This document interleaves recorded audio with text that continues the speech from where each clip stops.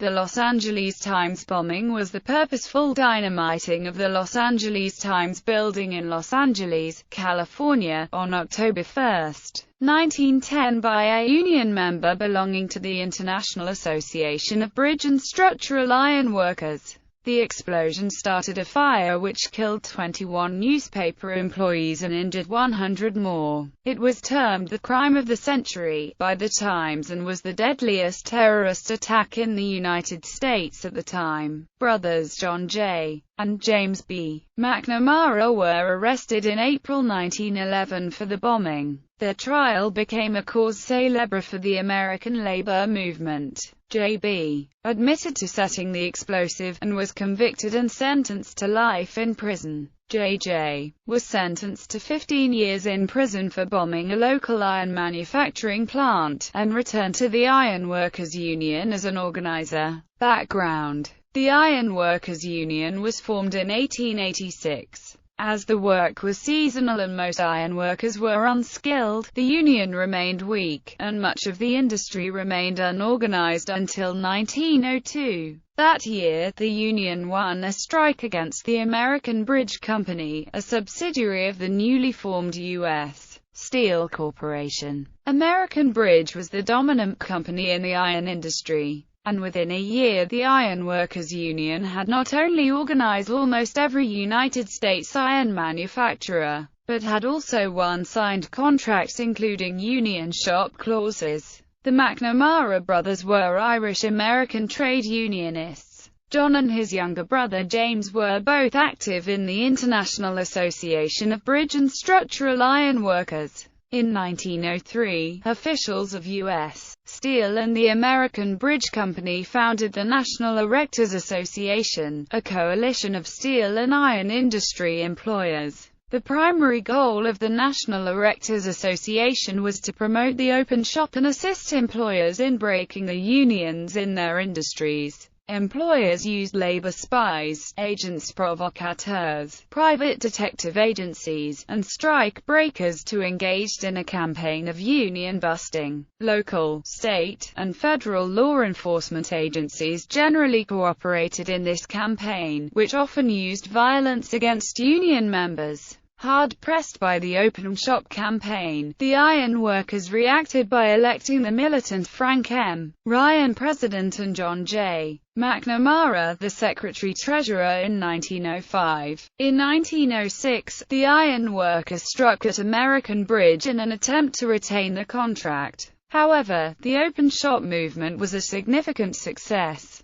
By 1910, U.S. Steel had almost succeeded in driving all unions out of its plants. Unions in other iron manufacturing companies also vanished. Only the iron workers held on. Desperate union officials turned to violence to counter the setbacks they had suffered. Beginning in late 1906, national and local officials of the iron workers launched the Dynamiting Campaign. The goal of the campaign was to bring the companies to the bargaining table, and not to destroy plants or kill people. Between 1906 and 1911, the iron workers blew up 110 ironworks, though only a few $1,000s in damages was done. The National Erectors Association was well aware who was responsible for the bombings, since Herbert S. Hocken, a member of the Iron Workers Executive Board, was their paid spy. Los Angeles employers had been successfully resisting unionization for nearly half a century. Harrison Gray Otis, publisher of the Los Angeles Times, was vehemently anti-union. Otis first joined and then seized control of the local Merchants Association in 1896, renaming it the Merchants and Manufacturers Association, and using it in his newspaper's large circulation to spearhead a 20-year campaign to end the city's few remaining unions. Without unions to keep wages high, open shop employers in Los Angeles were able to undermine the wage standards set in heavily unionized San Francisco. Unions in San Francisco feared that employers in their city would also soon begin pressing for wage cuts and start an open shop drive of their own. The only solution they saw was to reunionize Los Angeles. The bombing. The San Francisco unions relied heavily on the iron workers, one of the few strong unions remaining in Los Angeles. The unionization campaign began in the spring of 1910. On June 1, 1910, 1,500 iron workers struck iron manufacturers in the city to win a 50 cents an hour minimum wage and overtime pay. The M&M raised $350,000 to break the strike. A Superior Court judge issued a series of injunctions which all but banned picketing. On July 15, the Los Angeles City Council unanimously enacted an ordinance banning picketing and speaking in public streets in a loud or unusual tone, with a penalty of 50 days in jail or a $100 fine or both. Most union members refused to obey the injunctions or ordinance, and 472 strikers were arrested. The strike, however, proved effective. By September, 13 new unions had formed, increasing union membership in the city by almost 60%. At 1:07 a.m. on October 1, 1910, a bomb went off in an alley outside the three-story Los Angeles Times building located at 1st Street and Broadway in Los Angeles. The bomb was supposed to go off at 4 a.m., when the building would have been empty, but the clock timing mechanism was faulty. The 16 sticks of dynamite in the suitcase bomb were not enough to destroy the whole building, but the bombers were not aware of the presence of natural gas main lines under the building. The bombers were also unaware that a number of Times employees were working overnight to produce an extra edition the next afternoon which would carry the results of the Vanderbilt Cup auto race. The bomb collapsed the side of the building, and the ensuing fire destroyed the Times building and a second structure next door that housed the paper's printing press. Of the 115 people still in the building, 21 died. The Times called the bombing the crime of the century, and publisher Otis excoriated unions as anarchic scum, cowardly murderers, leeches upon honest labor, and midnight assassins. The next morning, unexploded bombs were discovered at the homes of Otis and of F.J. Z. Handler, secretary of the M&M, the Hotel Alexandria, and the Los Angeles County Hall of Records. The Iron Workers' Strike Committee in Los Angeles and Samuel Gompers, president of the American Federation of Labor, immediately condemned the bombing and claimed no labor union or individual could have been responsible. Arrest of the bombers. The Times and law enforcement authorities announced that the perpetrators would be caught immediately, but weeks passed, and no arrests were made. The city of Los Angeles posted a $25,000 reward for the capture of the bombers, and the M&M raised another $50,000.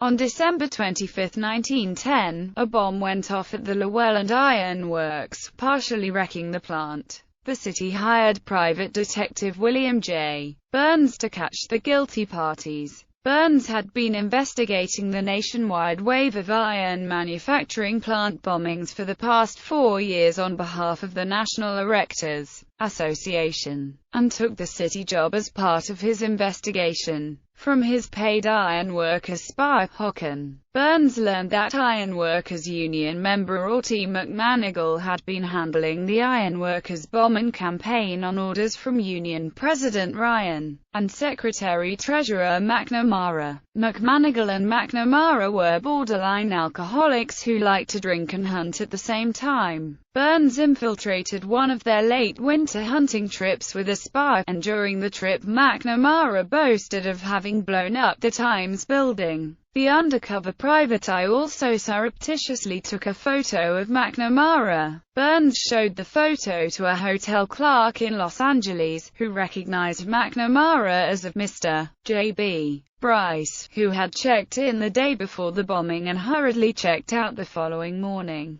On April 14, 1911, Burns' son, Raymond, and police officers from Detroit and Chicago went to the Oxford Hotel in Detroit and arrested McManigal and James B. McNamara. Dynamite, blasting caps and alarm clocks were found in their suitcases. The men were told they were being arrested for robbing a bank in Chicago. Since they had watertight alibis for that alleged crime, both men agreed to accompany Burns and the police officers back to Chicago. In Chicago, McManigal and McNamara were not taken to a police station, but to the private home of Chicago Police Sergeant William Reed, and held from April 13 until April 20.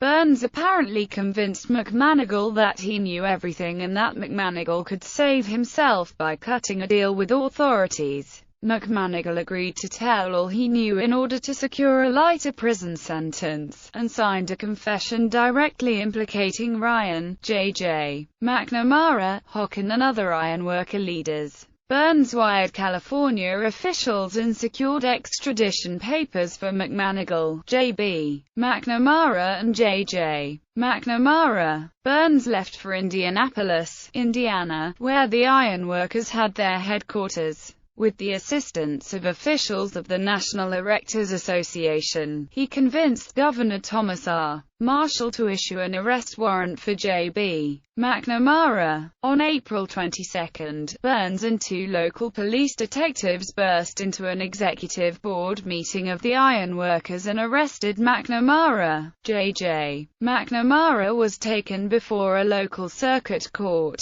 The judge refused McNamara's request for an attorney and, without legal authority to do so, released J.J. McNamara into the custody of Burns. From arrest to departure took 30 minutes. The same day, McManigal and J.B. McNamara were taken by Los Angeles police by train to California. All three men arrived in Los Angeles on April 26. Trial and conviction. The national labor movement was outraged by the way the McNamaras had been treated, and labor leaders were quick to defend the brothers' innocence. From their point of view, Burns had clearly engaged in kidnapping, misrepresentation of his status as a law enforcement officer, unlawful imprisonment, and possibly torture in his handling of McManigal and J.B. McNamara. The local circuit judge had unlawfully denied J.J. McNamara access to legal representation and had no authority to approve his extradition. Both McNamaras had been arrested on the basis of a confession wrung from a third man who himself had been kidnapped and perhaps coerced into confessing. The case seemed too much like the kidnapping and trial of industrial workers of the world leader Bill Haywood and others in 1906. Labor leaders were also convinced of the McNamara's innocence by other factors as well. The open-shot movement and virulent hostility shown by Otis convinced many that the whole event was a frame-up. Burns repeatedly implied that Gompers and other labor leaders were involved in the national bombing campaign, and AFL officials feared a national campaign of arrests designed to destroy the nascent labor movement might be in the works. Meanwhile, George Alexander, mayor of Los Angeles, was locked in a very close re-election battle against Job Harriman, a Socialist Party of America candidate. The bombing, some felt, might simply be a plot to keep Harriman out of City Hall. Ironworkers President Frank Ryan asked Clarence Darrow to defend the McNamaras, but Darrow was in ill health. Ryan turned to Harriman, who agreed to be the brothers' defense attorney. Gompers, however, visited Darrow in Chicago and convinced him that the case required his expertise. Reluctantly, Darrow consented to be lead defense attorney. Harriman stayed on as his assistant. Darrow also recruited former Los Angeles County Assistant District Attorney LeCompte Davis, pro-union Indiana Judge Cyrus F. McNutt, and president of the Los Angeles Chamber of Commerce Joseph Scott as co-counsel for the defense. The McNamaras were arraigned on May 5, 1911. They pled not guilty. McManigal, who had turned state's evidence, was not charged at that time. Darrow argued that he would need $350,000 for the defense. The AFL, who had already paid Darrow a $50,000 retainer, immediately began to raise the additional funds. The AFL Executive Council established a permanent Ways and Means Committee to seek money. The Federation appealed to local, state, regional and national unions to donate 25 cents per capita to the Defense Fund, and set up defense committees in larger cities throughout the nation to take donations. Pins, buttons and other paraphernalia were sold to raise money, and a film, A Martyr to His Cause, was produced. It premiered in Cincinnati, Ohio, and an estimated 50,000 people paid to see it. Labor Day throughout the nation was declared to be McNamara Day, and mass marches were held in 13 major cities in support of the defendants. Jury selection began on October 25. As voir dire continued, Darrow became increasingly concerned about the outcome of the trial. He felt J.B. could not be relied on as a witness and would break down under cross-examination. On October 15, he learned that the prosecution had acquired masses of evidence to support 21 separate charges. On October 18, he learned that U.S. Attorney General George W. Wickersham had obtained enough evidence on his own to secure, with President William Howard Taft's approval, a federal subpoena against the McNamaras. The first panel of jurors was exhausted on October 25, forcing the court to order an additional panel of jurors to appear. The jury was finally seated on November 7. As jury selection continued, muckraking journalist Lincoln Steffens arrived in Los Angeles. Steffens, convinced the McNamaras were guilty, visited them in jail. Steffens proposed to defend their actions in print as justifiable dynamiting, in the face of employer violence and state-sponsored repression of labor unions. J.B. was an eager proponent of Steffens' plans, but J.J. refused to cooperate unless Darrow agreed. Darrow was stunned by Steffens' report that the brothers had admitted their guilt to him. But with his health worsening and his pessimism about the defense growing, Darrow agreed to permit the McNamaras to cooperate with Steffens. The weekend of November 1920, Darrow and Steffens met with newspaper publisher E. W. Scripps. During their discussions of the trial, Darrow raised the possibility of pressuring the prosecution into accepting a plea bargain. Steffens met with Otis and Harry Chandler, Otis' son-in-law and assistant general manager at the Los Angeles Times. Both men agreed to the plan. The success of the AFL's public opinion campaign had apparently worried both newspapermen, and the ironworkers' success in maintaining the strike had weakened the resolve of many in the Los Angeles business community. Chandler offered to open negotiations with the district attorney, John D. Fredericks. Fredericks balked. Although a group of Los Angeles businessmen had endorsed the secret talks, Fredericks refused to sanction any plan which let the McNamaras go free. The National Erectors Association had learned of the talks, and was pressing Fredericks to reject any plea bargain. As a compromise, Fredericks demanded that J.B. receive life in prison and J.J. receive a much shorter term. The agreement was laid before the McNamara brothers. J.B. initially refused to agree to any plea bargain that did not set his brother free, but when Darrow told him that a settlement was possible only if both brothers pled guilty, J.B. gave his consent.